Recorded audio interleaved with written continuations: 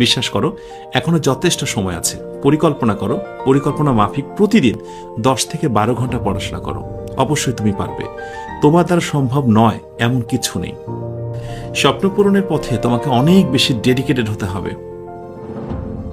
তুমি যদি মনে করো তুমি তোমার স্বপ্নকে খুব ইজিলি ছুঁয়ে দিতে পারবে, এটি কোনোভাবেই সম্ভব নয়। একটু ইতিহাসের দিকে তাকাও, অথবা তোমার বড় ভাই আপুদের দিকে খেয়াল করো, যারা রিমার্কেবল রেজাল্ট করে আজকে তোমার সামনে উজ্জ্বল দৃষ্টান্ত হয়েছে। তারা কতটা পরিশ্রমী ছিল। চোখের ঘুমকে হারাম করে দাও।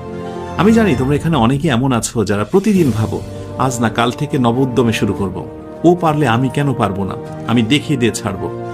এই তো দুপুর গড়িয়ে বিকেল, এবং বিকেলের পর সন্ধ্যা হলেই মনটা ভেঙে যায়। আবার মনে হয় আজকে না কাল থেকে শুরু করব। এভাবে আর কতদিন?